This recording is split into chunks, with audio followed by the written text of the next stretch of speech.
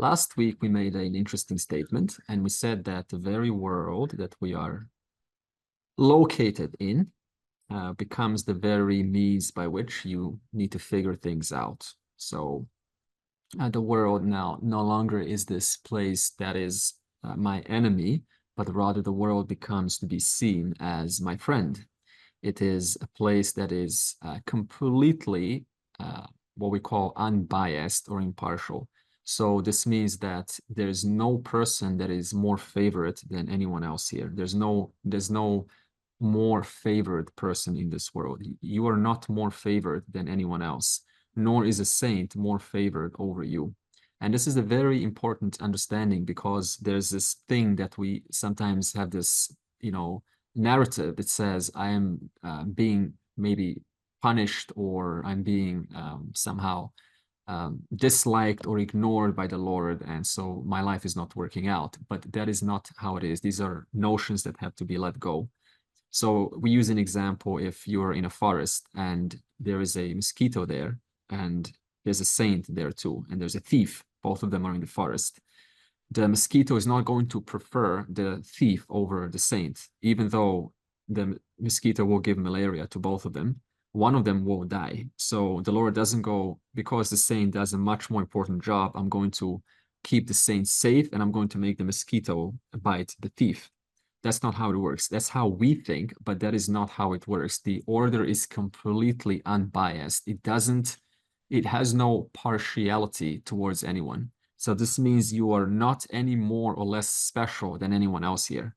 We tend to think I am, this special person. But in reality, everyone is equally a participant in this order, which doesn't bias you any more than anyone else. And we also said this very order, which is the intelligence, is also impersonal. So we also have this thing where we take things personally. So if maybe your body is not feeling well, or there's this sickness for, say, 10 years, and you say, oh, what did I do to deserve this, right? Why is God punishing me with this? So again, there's this tendency to take it personally, like it is my fault and I'm being targeted by this law. This is not the case.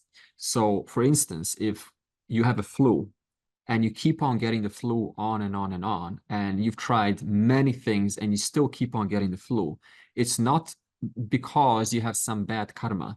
The simple reason is, the past life and your family history and genes could be also involved. But the thing is, you have to understand, for every problem, there is a solution. You may not have found a solution yet, but the point is, for every problem, there must be a solution. So if someone's not listening to you and you try to get across to them, no matter what, and you've tried and tried, then for every problem, there is a solution. There must be a solution. That is just the nature of the world. For every up, there must be a down. For every behind, there must be in front. For every black, there must be white. The nature of the world is such that where there is a problem, that's exactly showing you a solution exists. And it is just a matter of discovering that solution. So the question now is, have I found that solution? Until we find that solution, one may or might say it is personal. It's just that I'm not lucky. I'm supposed to go through this pain, or that's not the case at all. So the first thing we need to do is drop this idea that I'm being like punished, or kind of being puppeted by the Lord's hands, and this is now all coming onto me. It's a barrage of karma dumping itself onto me. I'm paying the price of my unseen causes. This is a disempowering way to look at your life, because the question is, what is the solution? What can I do about what's presented in front of me? This order is also uninvolved. So this means that there is another tendency to think that Ishvara somehow is making choices for me, and I'm just like this little whatever puppet who has to go through a series of events in my life. But the truth is, Ishvara presents itself in a form of objects, and you use those objects misuse those objects and organize those objects according to your choices. Ishvara just presents itself as a friend, as a person, as air, as medicine, as food. If I choose to overeat that food, then I will get, right, the corresponding result. So it is not like Ishvara is involved. Ishvara just supplies itself in the form of objects, and you choose to make those objects and surround yourself with objects that either in 5 years span of time, you say, how has my life worked out being in the presence of this object? And you say, wonderful, good stuff. So that means I made the right choice. For example, there's a cat. Kendall has a cat, and he asked himself, how well has this cat been my friend? The cat answers, I'm loyal to you. I bring you a mouse, and so this means I'm loyal to you.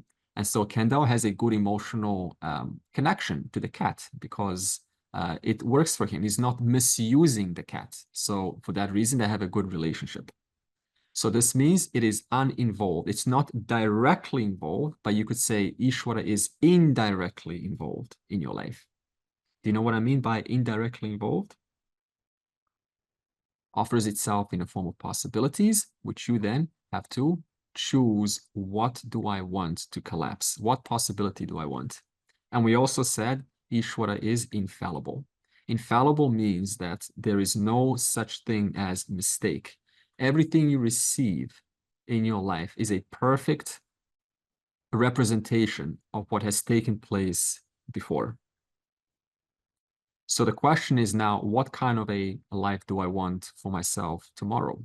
And if you say, maybe a peaceful and joyful life, then you have to say, well, what do I do today to make that life tomorrow? So this means that tomorrow is not a mistake. Tomorrow is just a reflection of what you are doing today. And today is a reflection of what you did yesterday. So the entire world, you say, oh, the world is in such and such state. And then we dump all these ideas, what the world is and how it's going through whatever time it is. But there is no such thing as an imperfect world. The world is just a manifestation of our collective decisions that we have done yesterday. And then from the standpoint of yesterday, done 2 days ago. And it goes all the way like this until the beginning of time.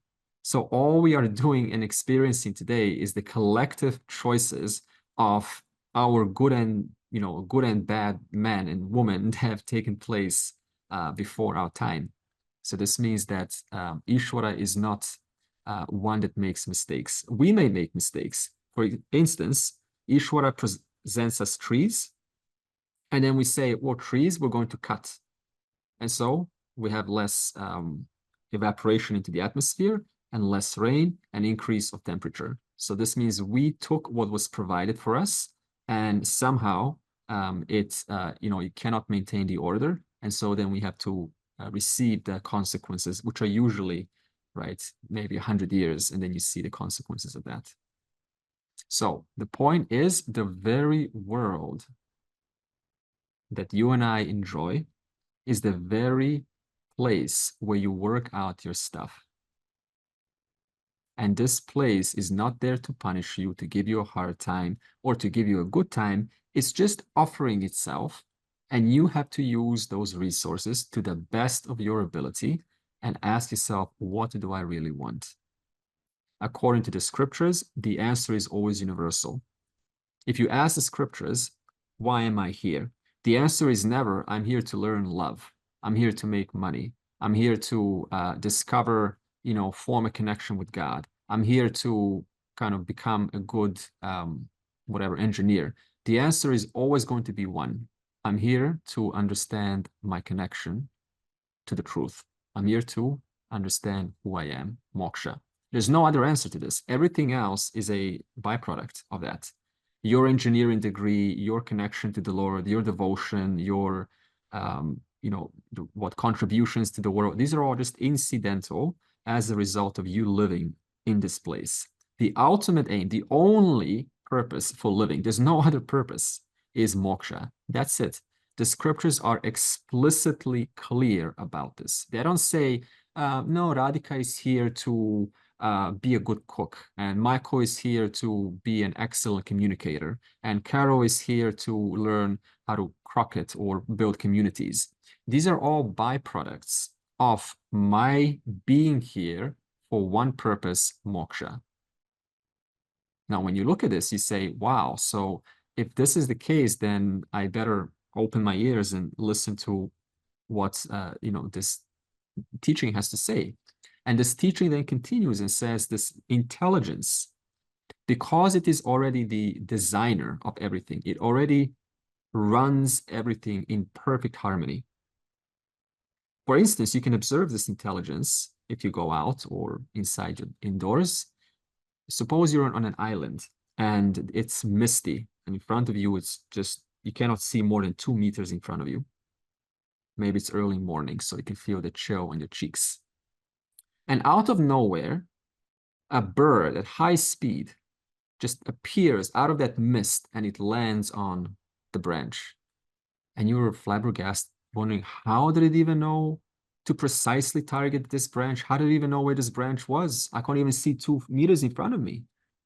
And then you realize, because the bird was already in harmony with the intelligence. Did you ever see a bird like it just, flies and it lands and then it just falls down? It totally misses the branch. That would be so funny. Like, what happened? Like, this is a funny bird.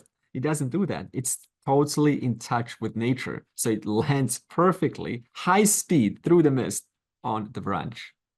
And then you look to your left and then you see the squid. And the squid takes on the texture and even the color of your shadow, which is being cast upon it. It even takes one half black because of your shadow. The other is brownish and grayish because of the rock. And it has total trust in the environment, this squid. It can manifest, it can change its texture and color into anything without losing itself. It still remains squid. And it has so much trust in the nature that it's not afraid of taking on some weird texture that's going to cause it to self-destruct. Because the nature is governed by harmony. It's not going to manifest into this kind of a whatever, like a bomb or something, and then it just blows up. So that's total trust that the environment, which it helplessly keeps on mimicking, that very environment is not going to cause it to take on a self-destructive texture. That's called trust. And then you have the waves. They perfectly, in rhythm, without missing a beat, keep on crashing against the shore. There's not one beat that the wave randomly skips or forgets. The wave is in perfect sync with the rhythm of life. And then you look behind you and you see this, vast forest. Maybe you're standing on a mountain and there's a gust of invisible force that blows across these trees. And they all move in perfect unison together because of this invisible force, the wind. And at the same time, they all move slightly differently because they all have their individual size and shape and form and karma. So while they're all going and moved by the same invisible force, they also move slightly differently according to their uniqueness that they all have. No tree hides behind the other because of its distrust that the wind is going to blow it out of the ground. And even if it does, then it's time to go. Some trees stay in the ground, some trees don't. But all trees, they say, hey, invisible force, I let myself be blown and moved by you, but I also have my own unique individuality, and I will make some slight unique expressions of my own. Not all trees are the same, of course. And so in this way, you look at life and you realize that your actions are exactly like this. Your actions are guided by this harmony of intelligence. And all karma yoga, which is this chapter 3, wants to do is help you realign your actions to the rhythm of life. Just like those trees are moved by the invisible force of the wind. And so when we let ourselves be guided by this intelligence, according to our unique nature, then wonderful things start to come into your life. That's when life really starts to work out. And you're finding yourself, I may be moved by this wind, but I'm also finding myself really pulled towards certain things that totally make sense to me. That may not make sense to someone else, but to you, it's just like the most beautiful melody that you can think of. And that is what karma yoga wants to show you. Just realign yourself back to the rhythm of life, because you're always governed by the rhythm of life, and lovely things start to happen then.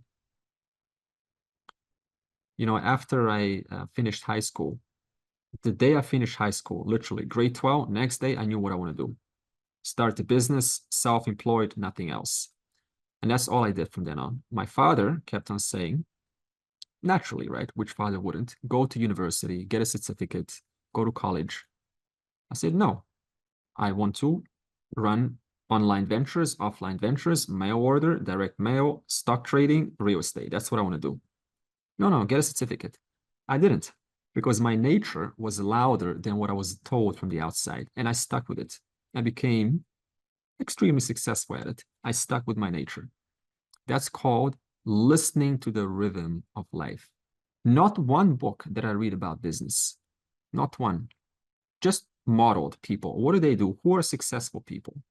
What are they doing? Let's go and meet them. Let's learn from them. Let's ask them questions. What kind of websites are they creating? Let's learn from that. Everyone else is saying, go and read business books, go and get studies, go and learn this, go and learn all these magical terms. No, I'm going to do it my way.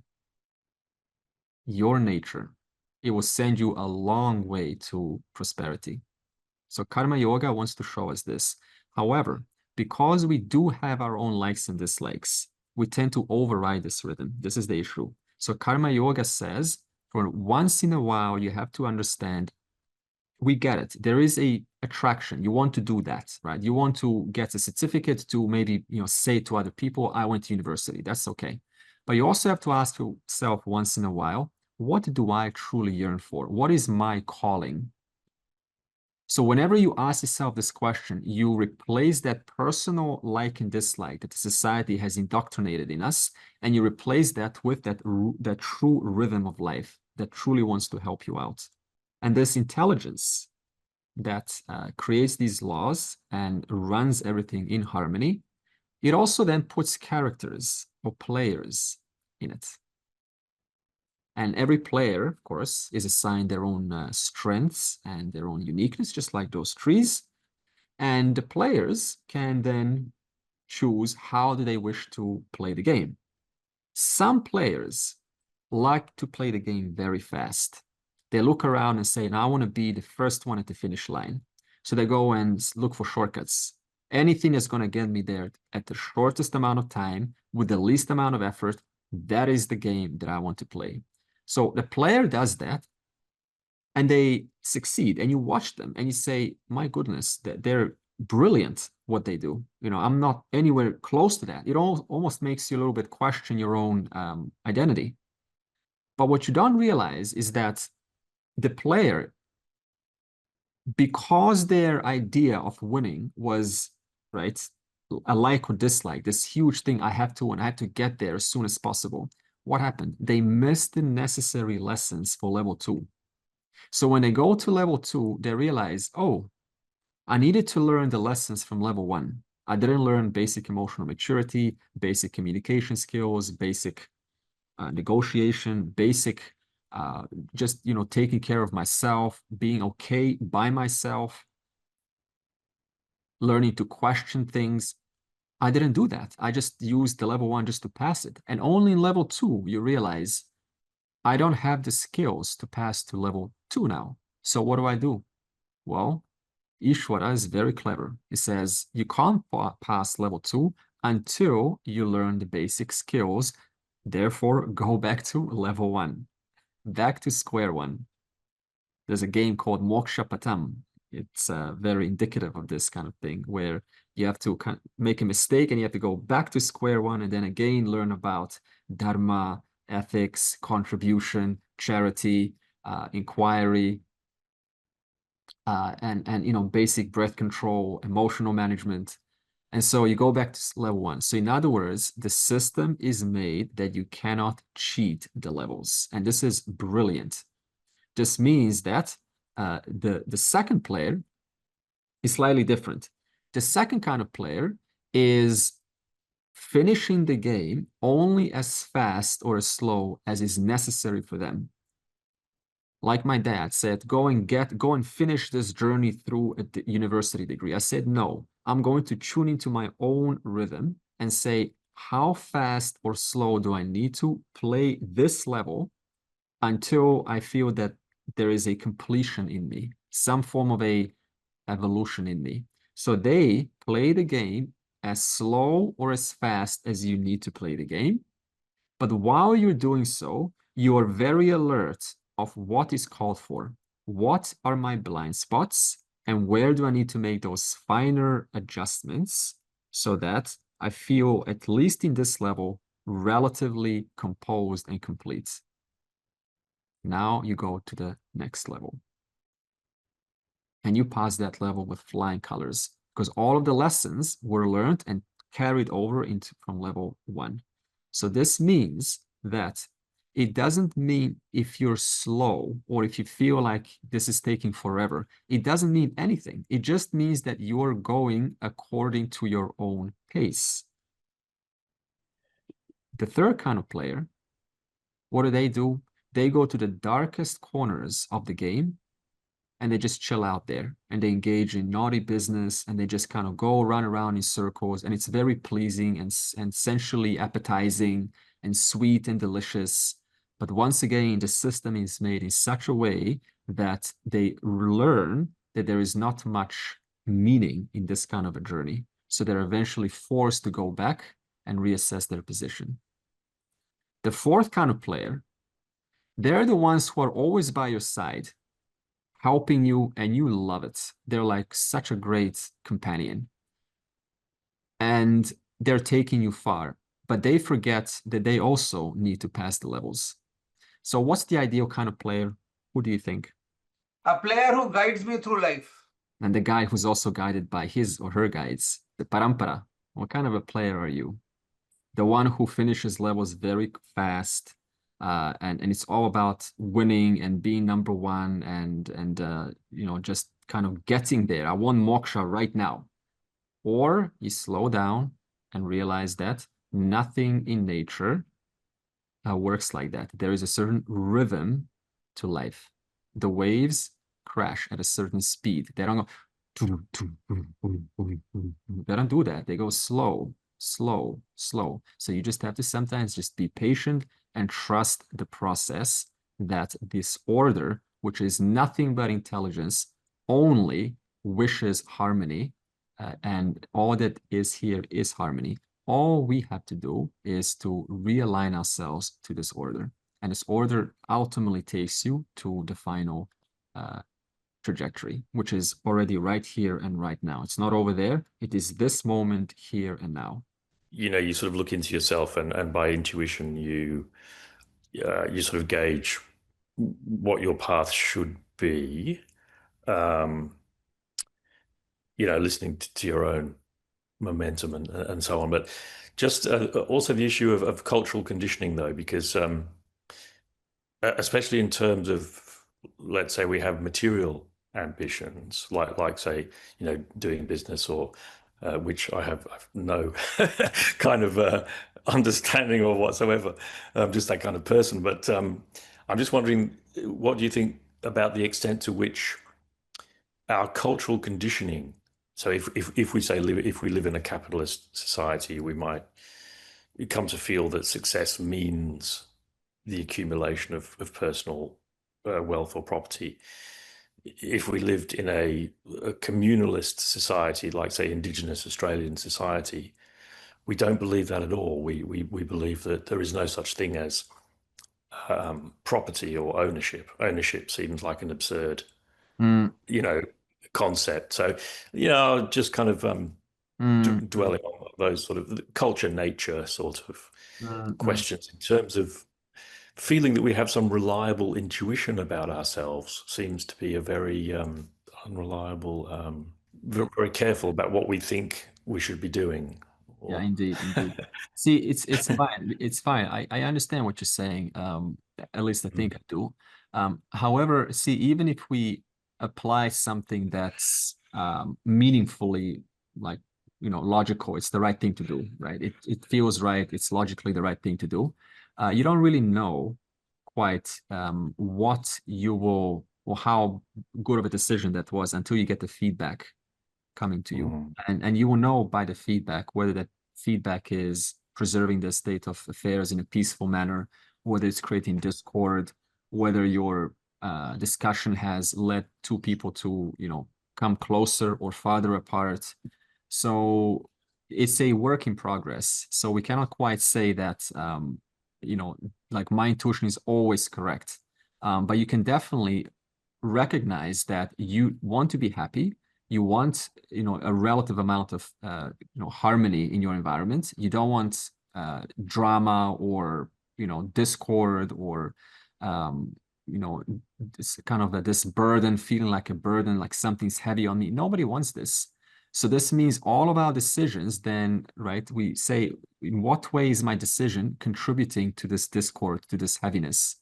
And what decisions that I'm making are creating and sustaining disorder in my environment? Whether I'm in one culture or the other, none of us want that discord or disharmony.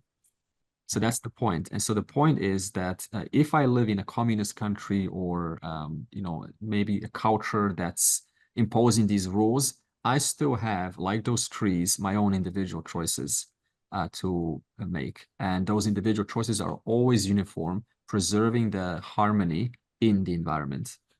Yeah. So there, in other words, there's a universal system that is what we call basic ethics. And we all know it. We all instinctively know that we don't want to suffer. We don't want heaviness. We don't want any kind of discord in our lives. So this means our then decisions based on that understanding start to change, which is why Krishna said, do not disturb a non-discriminative mind. He's going to say very soon, don't say to those, the knowers of the self, don't say to those who are still in the world of action, they don't say to them, action is just going to give you more bondage. Business is going to give you bondage. You're a non-doer. Because if you say this to such a person, there is going to be, number one, confusing. And it's going to even make you a little bit feel guilty, because they're genuinely involved in helping people, with their activities. And here I am telling them, action, you're not a doer, and action is just going to lead you into more bondage. So there's something inside you that says this was not the right thing to do. And I see this, sometimes with parents. They say, oh, let's just send our kids to the Gita classes or to the Bible studies. Like, why are you forcing the kids? You know how young they are? It's like such a young mind. And I'm forcing them into the Gita class that only builds like some form of hatred with the studies. So in other words, the parent has caused discord in reference, has interrupted the harmony, because they had a certain image that I want my son to be like that. But Krishna says that every person is on their own individual journey, and thus it doesn't stand to reason to give uniform advice to everyone. You have to look at, where is this person at? Where is the situation at? Where am I at? And then go from there. Instead of comparing myself and saying, see how far they are, I want to be that. That's their journey. I have to look at my journey and say, am I addressing what needs to be addressed right now? Am I attending to what is being called for in this stage of my life? A student can easily say, I'm going to spend all my time in studies and I'm going to procreate. They can easily say that, but that very thing becomes inappropriate when you mature up a little bit, when you get older, the body gets older. Then things like constantly searching out there for and engaging in desires and carnal drives, that becomes inappropriate. And we all know this, because it is a biological order that's already built in, biological wisdom that says, now that you are 50, 60, 70, there are different called for things that are being asked of you. And those called for things are, according to the Vedas, such as reflecting on my life. What is the meaning of my existence? What is my connection to the Lord? And if I don't follow that, again, the system kicks in a form of some kind of an inner angst. I'm not happy. I'm not satisfied. And the way that we deal with this is we then, put and surround ourselves with news, like news and whatever, like just entertainment. And yet there's this inner program that's saying, you need to move on, buddy. Because every person is assigned a certain lifespan. And as we said, every person's job is moksha. So the inner program is always guiding you towards moksha. But because of our cultural conditioning and our own personal ideas, we tend to override that and we postpone our own journey. Is it fair to say that the journey might not come to results in a single lifetime? See, the thing is, if you want to look at the beginningless lifetime model, then you said that already a billion times before. So now I'm saying that again, right? So this means I have to, for one life, say, okay, this lifetime thing is wonderful. It's a model to help me. But this is all there is. If this was the only life that I have, there's no future. That would be a perfect way to live your life. Like, this is it. This is my only chance. There's no next life. Then you really start to change your priorities and you say, no, I'm not going to now relax and say, oh, I'm just preparing my mind for the next life. This stops. You say, this life is all I have. This is the life where I prepare my mind, where I work my things out, where I get relatively comfortable and emotionally stable and financially secure, relatively, of course, not absolutely. And then I, in this life, also have my job and my partner and kids and whatever is required for you. And I also pursue moksha and I do my part do my business in this life. There's no next life. It's more when people look for evidence that what goes around comes around. When people are looking for evidence that this ignorant person is going to get what's coming to them, it doesn't happen very often. And that's where the idea of, well, it may, the arc will continue, as it were. Yeah. And the thing is, it's always coming around. What comes around goes around. It's always going around. It's even going around. Yeah. So the thing is, now that I'm in this circle of being going around, what do I choose to do while I'm in it? And then the Veda says, okay, so let me just remind you, step one, your only purpose here is moksha. Everything else is a byproduct, a wonderful thing to support that process.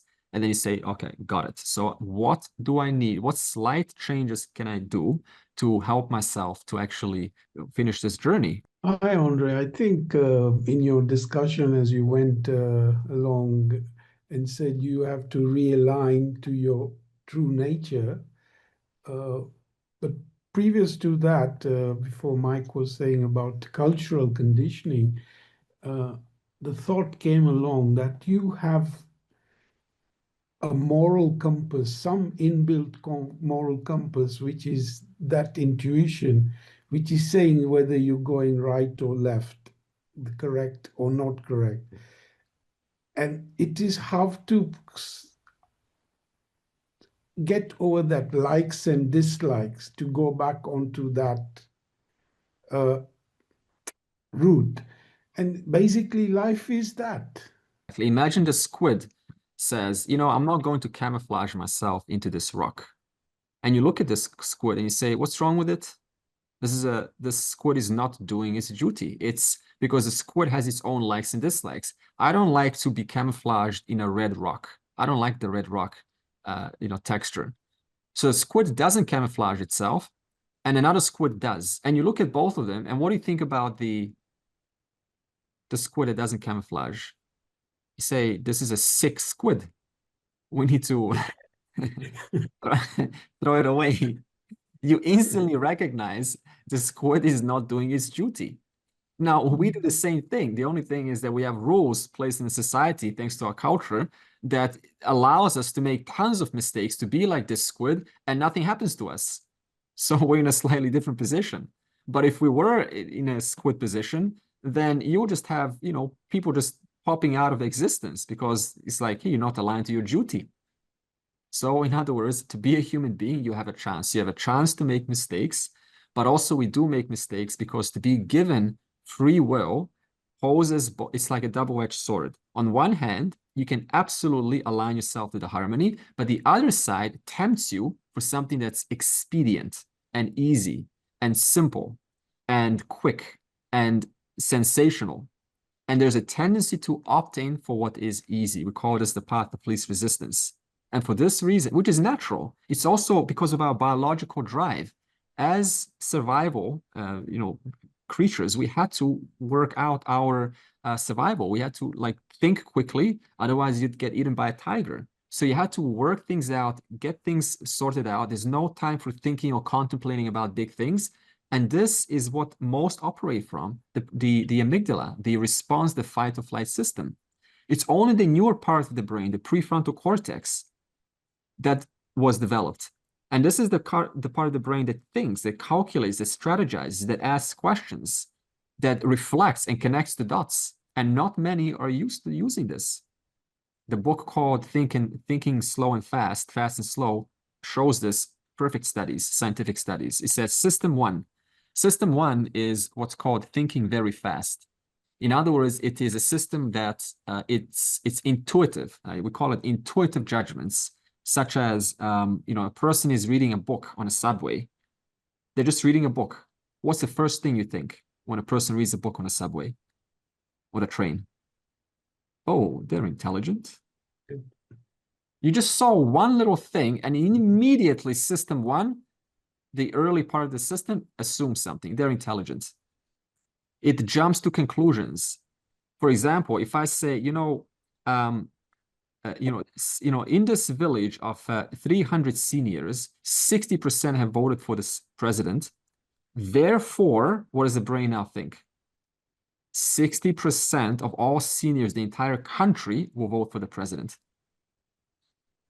All seniors will be just voting for that president. Yeah. It's just one small area. Or you say, there's a much higher cancer rate in a rural area. Why is that? Pesticide. Environmental factors. That community has that gene pool which is prone to that particular cancer. It's a lot of inbreeding. Community gene pool. You can think things like substance abuse, right? So all these notions keep on going, but none of them are true. Everything we said is not true. The answer is because the sample size is too small. Or I say to you, hey, Lucy would be a very good leader. You know why? Because she's intelligent. And you say, oh, okay, cool, great. She's intelligent. Look at this. I just said one adjective, she is intelligent. And immediately the mind is okay with that. Oh, it doesn't even think. It doesn't even question intelligent in reference to what? Intelligent raising the kids, intelligent economics, intelligent with finances, does she go to university? How many degrees does she get? Who's her teacher? What does she believe? What culture she's in, what religion she's in, what are her principles of life, what are her values, what does she stand for, and what's her prior work? None of these things went through your mind. Just I said, Lucy would be a good politician because she's intelligent. That's system one. It jumps to conclusions. It also favors causality. Hey, in a busy New York street, John lost his wallet. What happened to John's wallet? Dropped it. Somebody picked it. Instant. Somebody stole it. I don't even think who could have he lost it. Maybe he went to the changing room and he lost it there. He gave it to his wife. It's in his car. He fell down to the chair. There's a million options. So it jumps to conclusions. This is all amygdala, the older part of the brain. It jumps to conclusions and it says, done and dusted. I solved the problem. Let's go home. But we're saying you can't afford to have this. You need, according to Thinking Fast and Slow, system two. It's slow, it's calculating, it's strategic, it thinks, it asks questions. What is the solution? What do I need to do now? What is the unseen things that I'm missing out? What else could this mean? What else could the stories be? And what will I have to believe to feel like this? It inquires, it looks deeper into things. This is prefrontal cortex, system two. But few use this according to the book. So you've got biological factors holding you back, cultural factors holding you back, family factors holding you back. Then you have attention for the work and everyone else who wants your attention, that's holding you back. Then you have the foods that you eat, lack of exercise holding you back. And then, poor eyesight because the person keeps on looking at the screen, doesn't take a break from their computer monitor every once in a while, holding you back. And then I say, you know what? It's much easier to say that it's the Lord. Somebody else is involved in all this. I'm being punished. It's very easy to do that. That's system one. It favors excuse mode. It just doesn't want to own up any responsibility. System two doesn't do this. It says, I'm given the options, the possibilities right now, equal possibilities, same 24 hours than anyone else. What will I do with those 24 hours? How will I use them? What's the most effective use of my time right now? How am I using my time? Where does my attention belong to right now? What needs my attention? How do I want to live my life today? How do I want to breathe and wake up and think about things? How do I want to perceive myself and the world and feel about everything? Where do I want to hold my focus every day? What videos do I want to watch? How will I choose to solve this problem? What else could there be? What am I not looking at? This is all system two. And when you listen to system two, you fall asleep. Because system two is hard. System one is easy. It's so funny. Even if I say about system two, the mind's like, oh my God, too many questions. And yet it's your only real refuge to this whole journey. No wonder they prescribe so many sadhanas, spiritual sadhanas, to stay awake and alert and mindful. You are referring to the system of one lifetime versus system of multiple lifetimes. So just wanted to share what I think is the system of multiple lifetimes gives you a breathing space. You are not very impatient. You are not very impatient with yourself, and you are not very impatient with God also.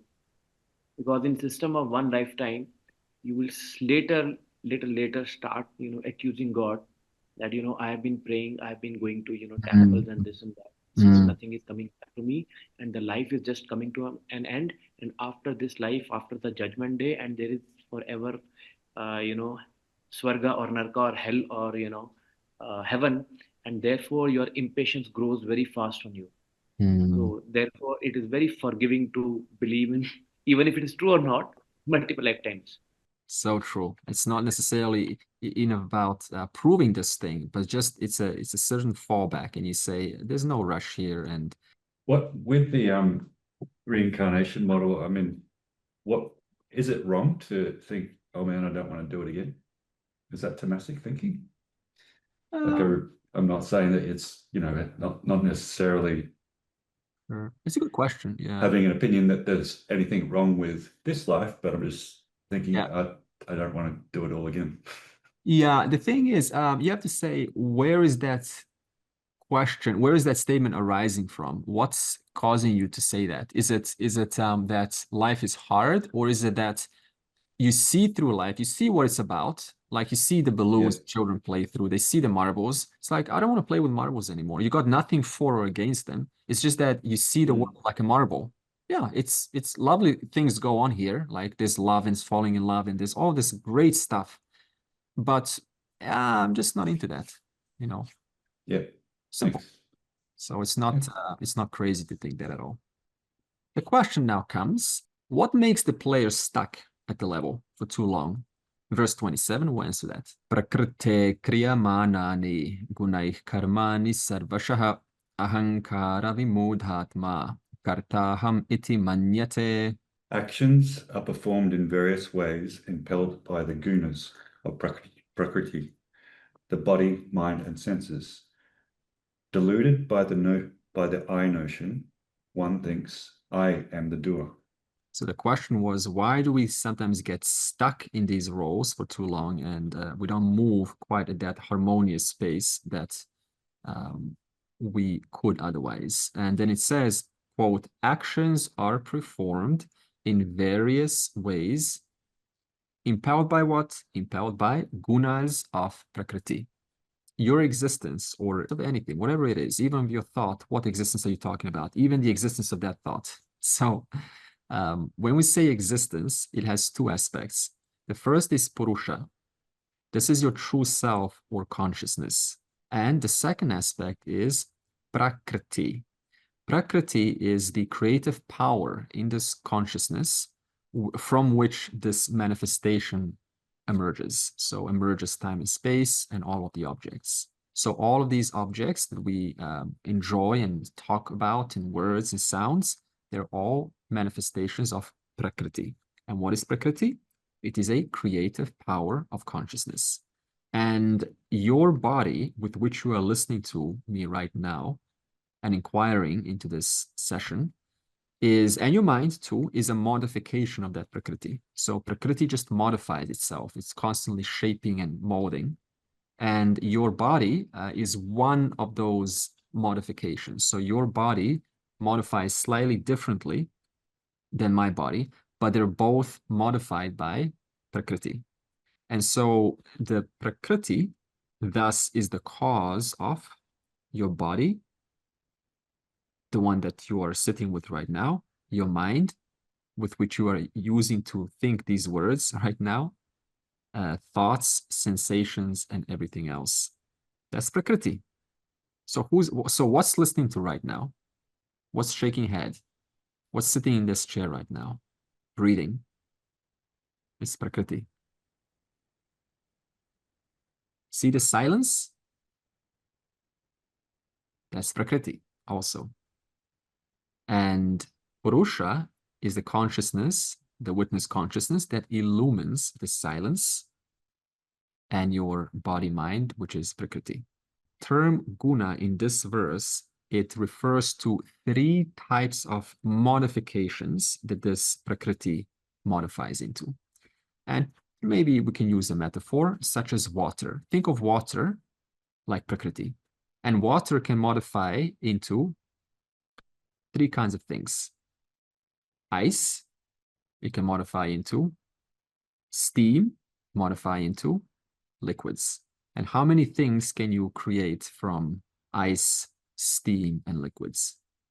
So many things. I think in Northern Ireland or Iceland, they have these houses made of ice and an ice bed, a bed made out of ice. And then maybe there is a sauna, a steamy sauna in that house. And then in that steamy sauna, you jump into a cold pool of water. It's the whole thing's water. The ice is made of water, the steam is of water, and the water that you jump into is water. So the water can modify into different kinds of things. So like this, Prakriti, one Prakriti, the creative power, modifies into 3 general kinds of modifications. And your body is also thus a modification of Prakriti. Therefore, it is governed and it is infused by these gunas. So when we talk about the gunas, we can say you can look at them into 2 ways. From the standpoint of the macrocosm, that is the universe. So how does these gunas, how do they operate from the universal level? Well, sattva, that's the first one. It manifests as knowledge. So any kind of like seed of a tree, that seed has a great amount of intelligence, how the tree will be developed. That is sattva of this guna modification. That means any kind of blueprint or intelligence that makes things work together and stick together. The second is Rajaguna. Rajaguna is the energy or the force or the power that takes that intelligence and it changes that intelligence into material. And the material is Tamaguna. So Tamaguna is material, and that material will be made into a certain structure. And what tells it what structure?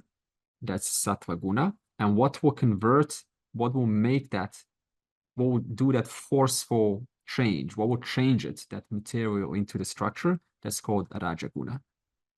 Now, when you look at these gunas from the standpoint of the individual, your body, mind, then Sattva Guna, anytime you are in harmony with life, feeling at peace, joyful, clear, you're lucid about things, and you're able to just maybe you're improvising, you're very lucid and you're in the flow. That's called Sattva Guna. And we all love this. We all love to be in the flow, and we all love to be clear about things in this moment. We all love to be discerning. So discernment, ability to tell what is what without any question, that is sattva guna. That means your mind is influenced by or is predominated by sattva guna.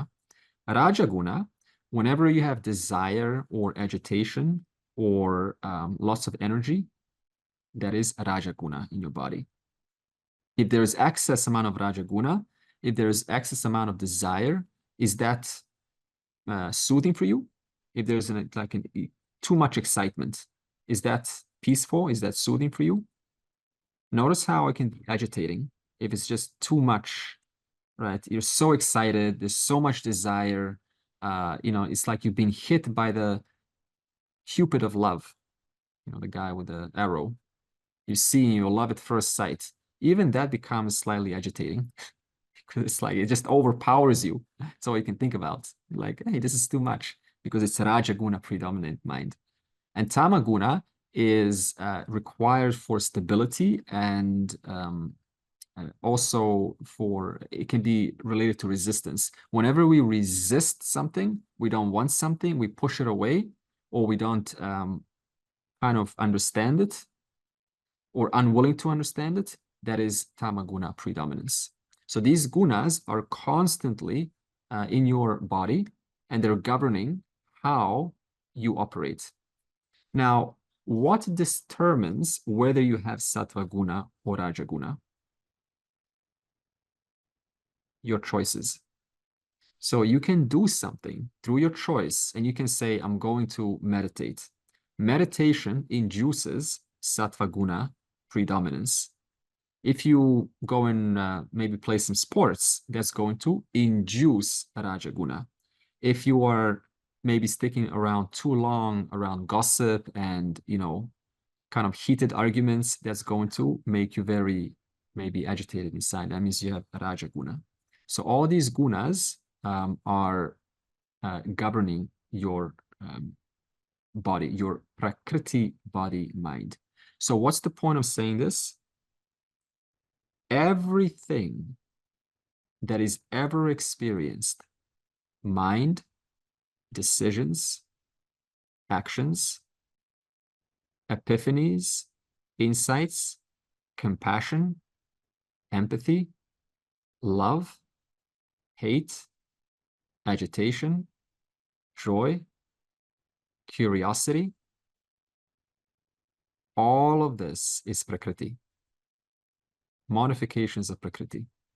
And this Prakriti is in the presence of this consciousness. And consciousness is the illuminator that lights up or makes known the changes of this Prakriti. So your body-mind is going through changes. And what knows about the changes? How is a sensation registered? It's registered because of consciousness being right then and there. And so these gunas, because they govern the world, they also govern stages of your life. For instance, you have very early stage where you're maybe 0 to 20, and you go through a certain stage of education. But then 20, much later, you become, less sexually active, and you become more stable. That's not because you made your own choice. You don't say, I'm going to become sexually active and then turn it on. It's a natural stage that happens because of the way that the laws are set up.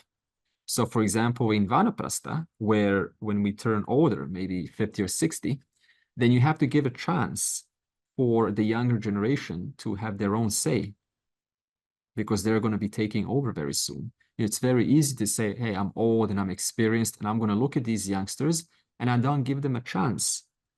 But in actuality, because the stages are made in such a way that you are slowly coming out of the way, you're going out of this earthly living.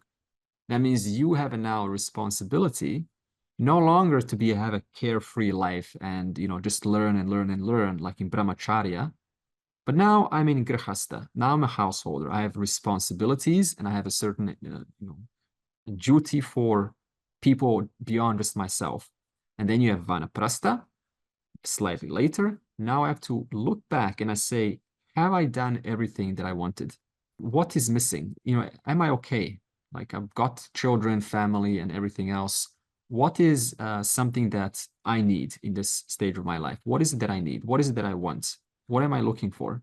So you start to reassess your life in the light of every experience that you've gotten.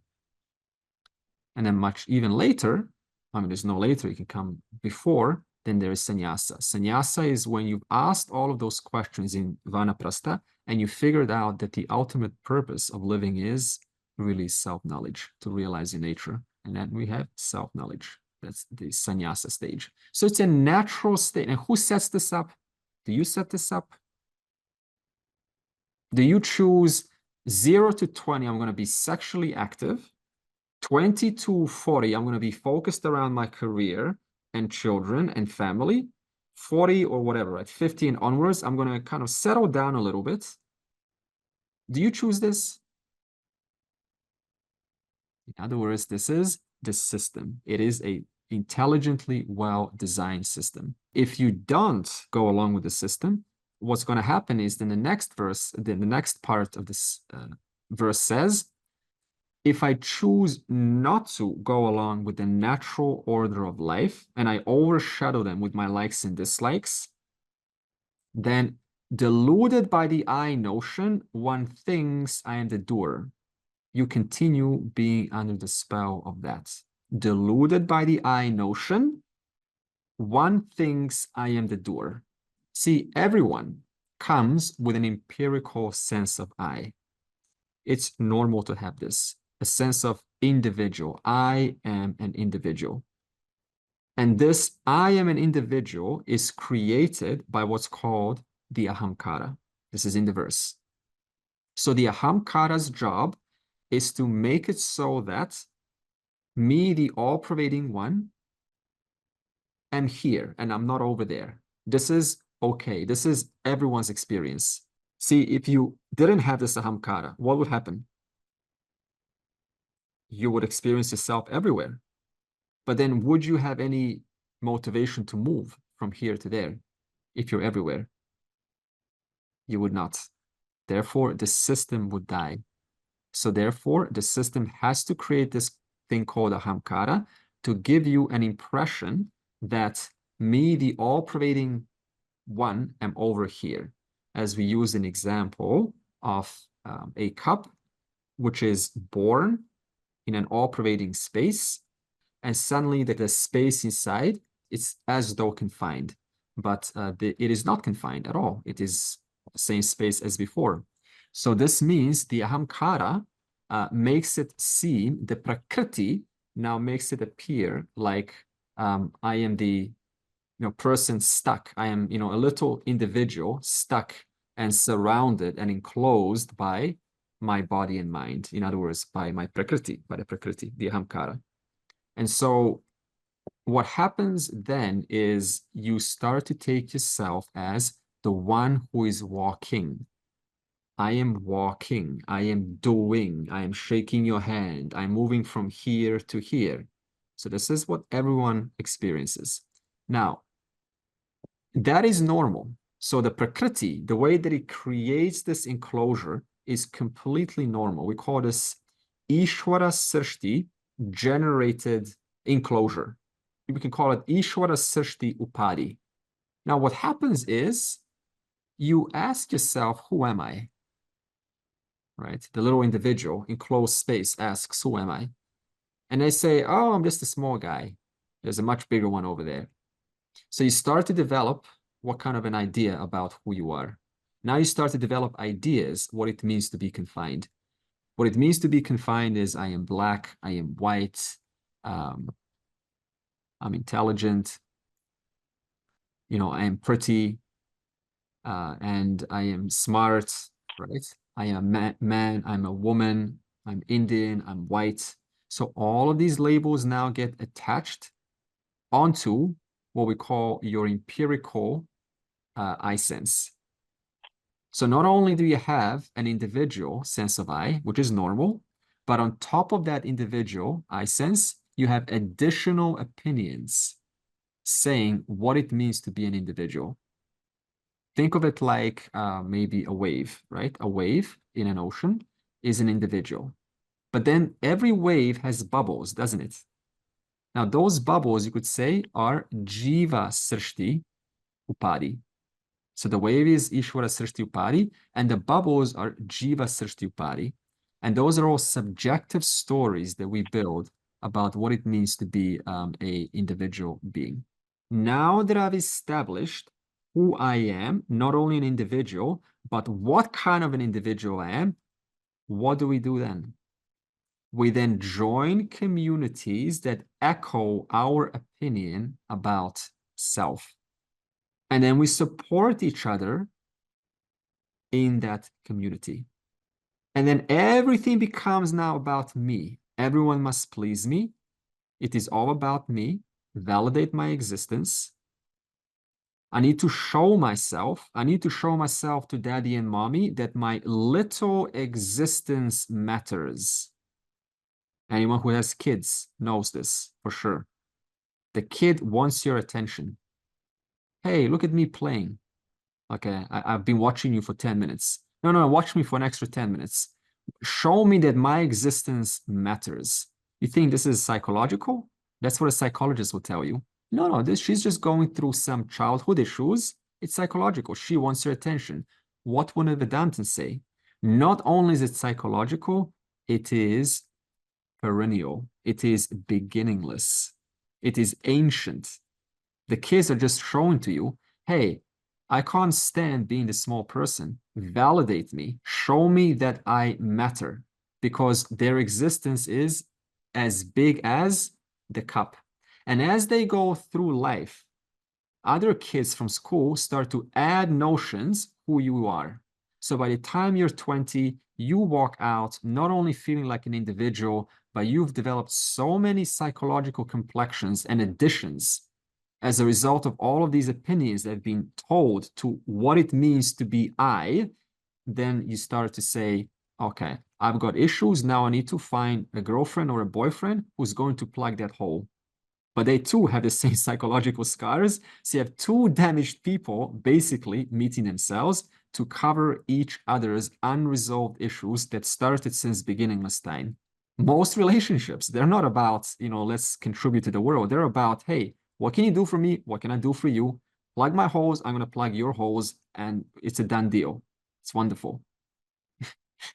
What's the solution then? The solution is that it's not to stop doing. Why? Because what is doing? What is moving? Is the space moving or is the Prakriti moving? The Prakriti is moving. It cannot stop moving. It's always moving. What's doing? The Prakriti is doing. Therefore, it is not to stop your actions, but to understand that no matter what actions take place, it is at the level of Prakriti. I am the consciousness which never moves, which never does anything, which never takes on anything that happens at the level of the Prakriti. In one short sentence, gunas act, I observe. How does identifying with the doer role potentially create suffering in relationships and work? What happens is that when we assign doership, we think that success is mine or failure is mine. We get attached to the result. And if we get attached to the result, that brings happiness or disappointment. If we don't get attached to the result, whatever happens is all right. Then it is all right. So it is this moha with the result that brings all the problems. Yeah, because of this knowledge that I am here and I am limited, there is a sense that there are stakes for me. But if you know that you are everywhere, so there is no duality, there are no stakes. So since there are no stakes, there is nothing left to do something to please me. So since there's nothing left to do something to please me, so there's nothing left for me to get disappointed about. Because identifying with the doer role are easily led to believe that the world is here to please you. And when it doesn't, you become disappointed. You, instead of thinking, well, essentially that's what it is, I think, to a large degree, is that you see yourself as an individual and that the world is here to please you and you alone. In other words, you become like a stressed out ninja, Dayananda says, looking out for potential danger or who can please me, who's going to hurt me, always on the lookout, have to protect myself. So life becomes a little bit harder and relationships become harder because I'm overly dependent that the relationship needs to please me, and that I take extreme amount of pressure upon myself, because if I'm always the doer and the doer is always creating consequences, then I'll keep on blaming myself and making it very hard for me to enjoy anything and put too much responsibility. And I can't relax. I can't just relax and say, hey, this is all play of Prakriti. Prakriti is making me act according to my nature and his or her nature. And whatever happens, I'm much larger than the consequences or the body or this whole play of relationship and work. So in other words, you gain so much, a little more composure and relaxation when and while in a relationship or work. Just in my words, could it be the apparent separation from our true self that creates that suffering in whichever way? Exactly, as I said, because your identity is in the Prakriti, in the doer, in the cup that's moving, in the mover, in the actor, that you totally just forget about that. This is just a play. It's a play of forms and movements and Prakriti. It's never going to stop. It's not supposed to stop. And I can relax, right? Now, what relaxes? Is it awareness that relaxes? When I say I can relax, awareness doesn't relax. Awareness says awareness. But your body mind relaxes, knowing that you are much larger than the body mind. You're not bound to the body mind. Get entangled more and more into the situations when you don't distance it out, when you think you're the doer. Yeah. So always take a step back and observe, and then not think about yourself that you're the doer. Yeah, it's really just so relieving, that you can just it almost like I mean, let's take a real situation. You have to speak, right? Speak to an audience. Something that's going to make you maybe nervous or a little bit uncertain, right? So we're like oh, I am going to speak. I am going to deliver this speech. It's like so much pressure because I'm the doer. I'm going to do that. But when you just understand, hey, this is Andre doing it. He's made to do this. This is what he does. This is what she does. You can just relax in that understanding and not take it so personally anymore. Yeah, I've got another perspective that I think might help answer one of the questions that Michael put in the chat, or Mike. Yeah. And that is that we do have choices, and one of the big parts of karma yoga is understanding that we should be, or we can do ourselves a favor and make choices that help us remain more steady and more calm, and keep our lives or deal with our life situations such that we're not creating more turmoil in our minds, that we're working towards keeping our minds steady, removing emotional turmoil, doing things to I think one of the things that really landed for me, not the first time you said it, but I went back and I watched some of the lectures from earlier. I think you said something along the lines of, imagine when you are taking the time to respond to someone or a situation, imagine yourself in a year or 2 years' time, looking back on that. Will you look on it lightly? Will you be considering it? Will you be carrying this for the next 2 years, or will it be just gone and forgotten? Yeah. I think those are the choices that karma yoga is pointing out to us, in order that with a still mind, we can really come to understand that I am not the doer. Mike, you want to respond? What I was raising is just, I know it's a bit of an old chestnut. It's the free will, question, but the verse, no, it kind of, I think you said yourself, we choose, right? So the gunas depend on our choices. So that suggests agency. Yeah, so the body mind. So the body mind chooses, not I awareness. Purusha doesn't choose. Prakriti chooses. Yeah. So agency is apparently affirmed there, but then in the next sentence, agency seems to be negated, and I think for a lot of people that causes a sense of contradiction. If we're not the doer, how do we do a choice? Because a choice is to do something. and yet we're not the doer. You see what I mean? Yeah. I think I know how to unravel that, but I think for a lot of people it causes a hold on. On the one hand, agency. On the other hand, no agency. You know what I mean? Yeah. I mean, as far as agency is concerned, it is removing your likes and dislikes that are preventing you from just flowing with the natural program, the natural order, like those trees. They are flowing with the harmony of the wind. Now, as far as, suppose the tree now has free will, as far as free will, the tree having, it would be saying, what distortions can I correct?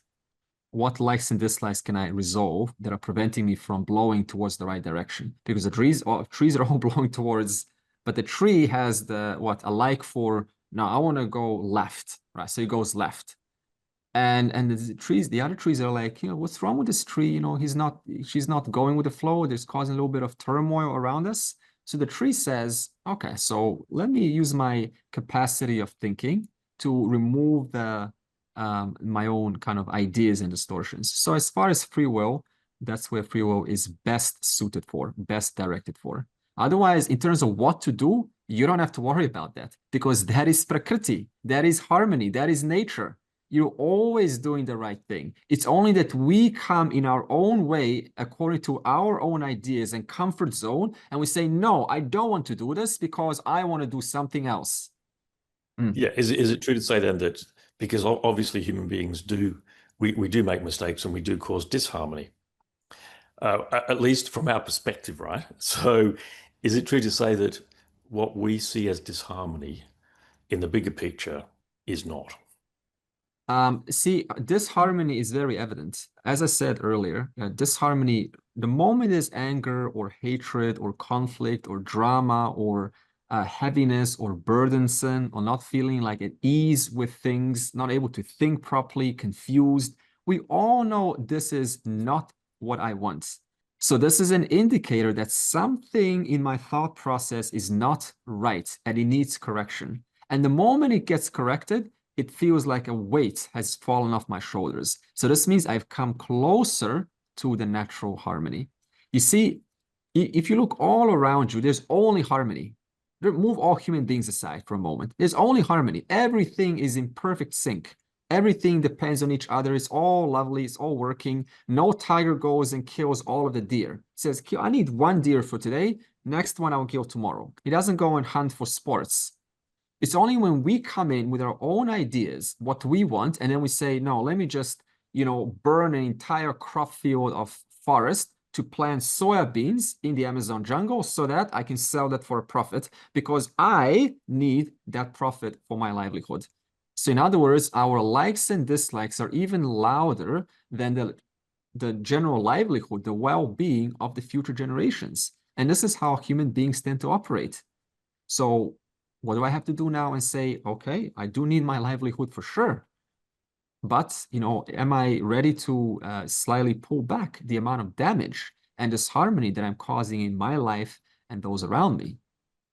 Because it all comes back. It all comes back to me. It all comes back to my own, sense of guilt. And who chooses when you lie, you feel guilty? Do you choose that? Suppose a person lies and cheats. How do they feel after? Wonderful? Do they throw a party? What comes immediately after you tell an untruth? Guilt, shame, a sense of dis-ease, low self-esteem. Who chooses that?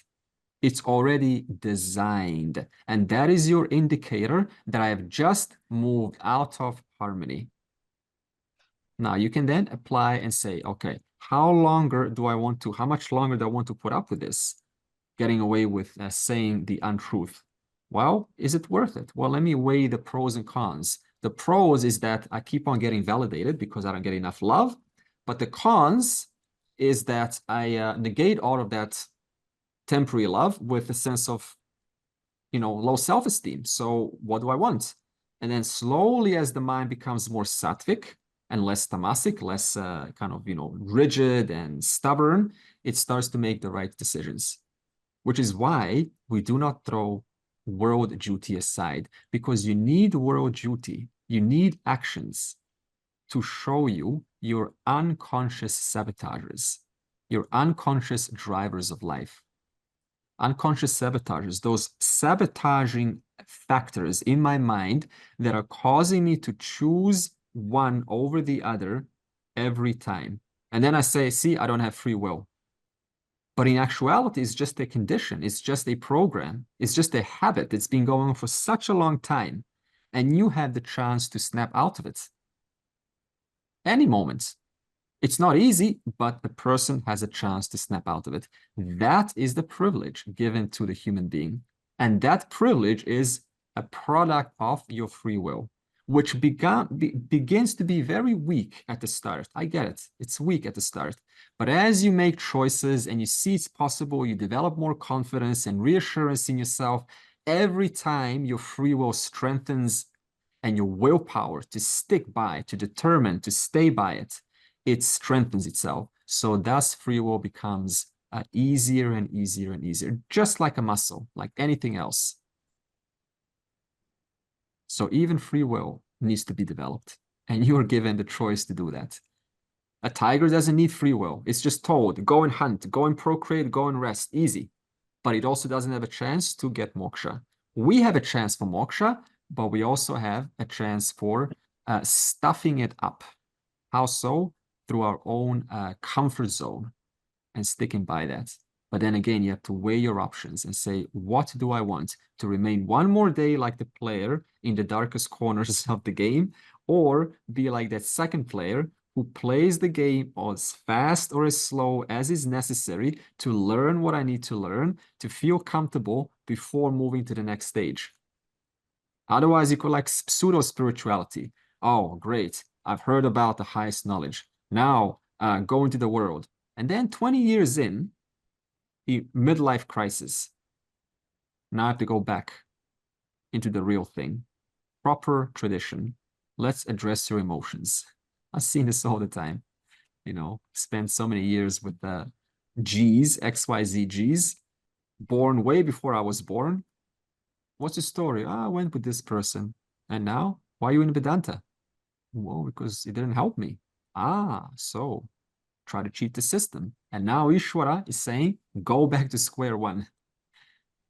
So this is harmony built in all throughout creation. As a doer, in the doership, whatever you're doing, I mean, you're using your body and mind and intellect to decide how you do it and the way you want to do it. It could be two of us, like each one of us will be doing it differently. But what we cannot decide and have no control is in the result of the action that we've done. That will be completely different from what we expect. But it's accepting it all, whether it's something that we like or dislike, just accepting it. That's what came out of what we did. So maybe in order to improve, we put more effort into our lives.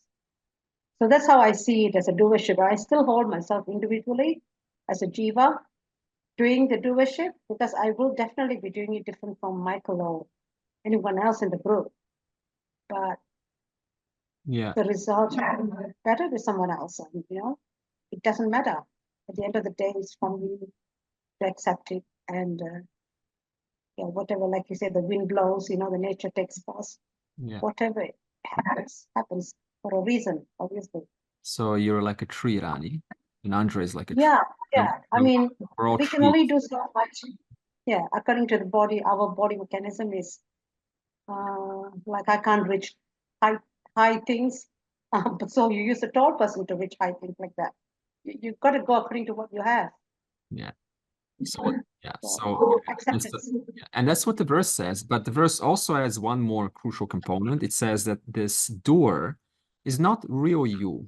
The real you is the presence, the conscious presence in whom the doer comes and goes. It's arising in me, the awareful presence, the awareful being, Purusha. That's what the verse wants to show. It wants to show you clearly there is a doer. Don't discard the doer. Don't say, I am not the doer. The body mind is a doer. It's been acting. We all know this is common sense. But it also has one more component and says that very doer is just play of Prakriti, like a video game, a character assigned a certain role, duties, running around and figuring things out. But you're much more than that character in the game. Andre, if I may, Yes, please. at the cost of, we are just ending. Yeah. How I feel is that the verse is trying to say, is going beyond the fact that you should do it right. It's trying to tell you that you are not the doer. So the question of doing it right or not doing it right has been left behind. See, in this verse, we're not talking about doing things right or not. We're just saying the doer is Prakriti and you are the Purusha. This is the essence of the verse. And if you think otherwise, then you get deluded by this Prakriti and you think thus, the Prakriti is moving, I am moving. The Prakriti is falling, I am falling. This is what the verse is communicating. More on this next week. Purnamadav, Purnamidam, Purnat, Purnamudachyate, Purnasya, Purnamadaya, Purnameva Avashishyate. Om Shanti, Shanti, Shanti.